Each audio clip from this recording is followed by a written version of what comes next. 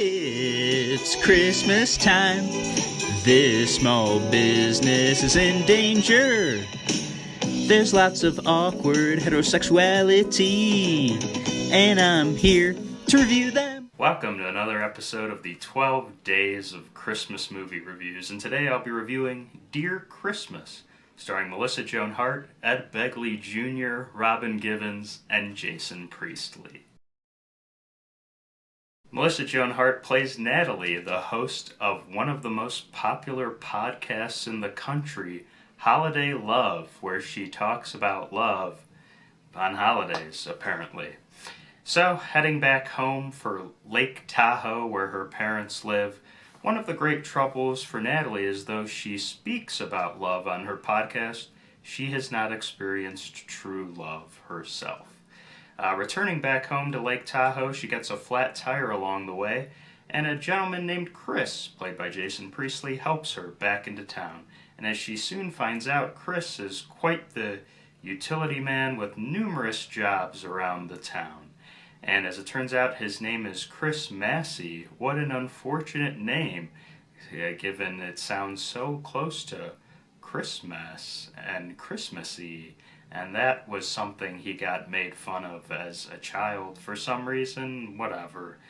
Anyway, so Natalie and Chris seem to be hitting things off. Little does Natalie realize until later that Chris and her were in 8th grade band together.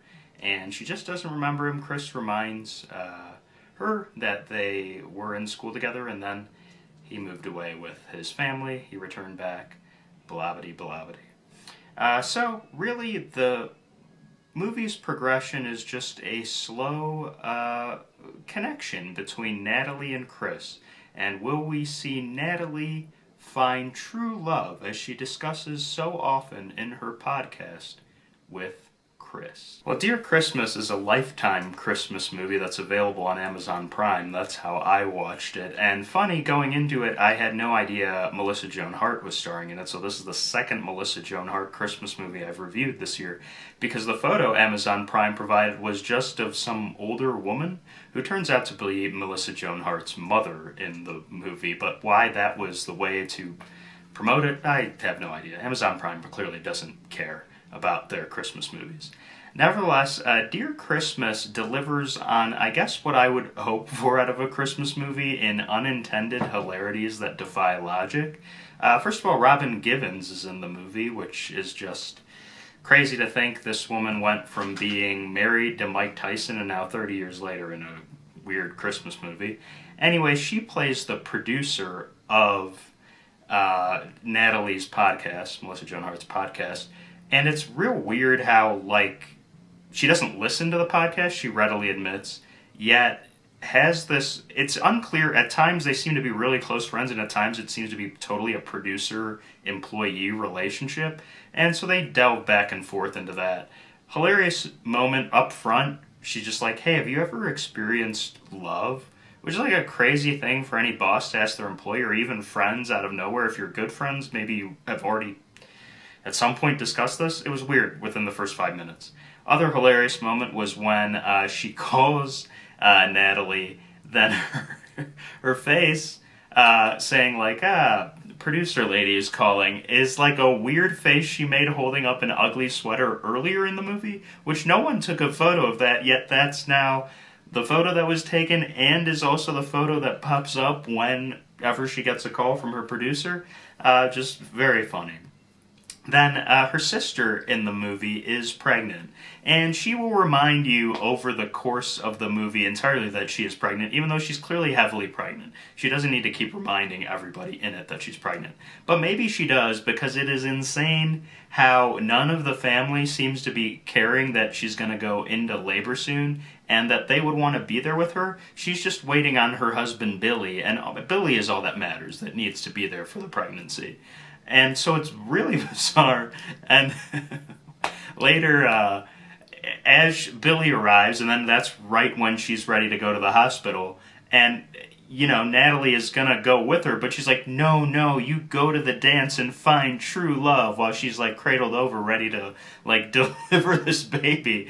And it's really absurd. Like, of course you would want your family and the family, if they're this close, should want to be with her for the birth of their first grandchild and first niece, nephew, whatever it might be.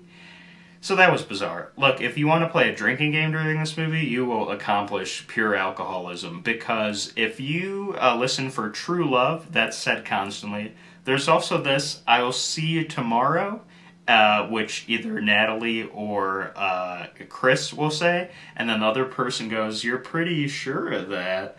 And whatever. It's this stupid back and forth that happens multiple times throughout the movie. And... spoiler alert now, if you care.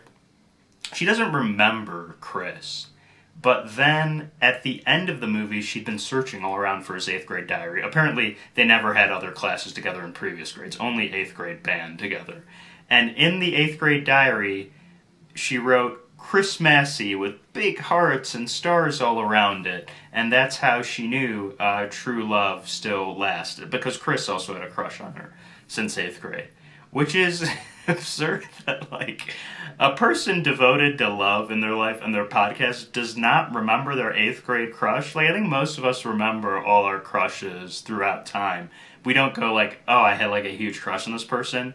Now I've just completely obliterated them from my mind, even remotely. Yeah, you could maybe not remember their name, but, if it's, like, preschool or kindergarten, but, like, 8th grade, I remember all my 8th grade. It just seems so absurd she would completely forget it for how much she cares about love and true love. And then, of course, people change from 8th grade until current day, so, like, why, oh man, I had a crush on... I don't think my 8th grade crushes and I, after 4 days of hanging out, necessarily are falling in true love because we happen to be crushes in 8th grade. So, anyway, this movie is completely absurd on that front. But I don't know. I still liked it, and this is what I look for in a Christmas movie. Things I can laugh at that are so silly that they put in for whatever reason. And, I appreciated that there weren't all these twists and turns or negative, or not necessarily like villains in the movie. It was just about, can a woman just fall in love with this guy that she's met back in her hometown? And, I don't know. I just kind of like that smooth progression of the plot. So, on a scale of a partridge in a pear tree to 12 drummers drumming, I will give Dear Christmas 9... Well, hey, join me for the next 12 days of Christmas movie reviews. I don't know what I've got next on tap, but I'm thinking there's some more Lifetime Christmas movies on Amazon Prime. So might be checking one of those out.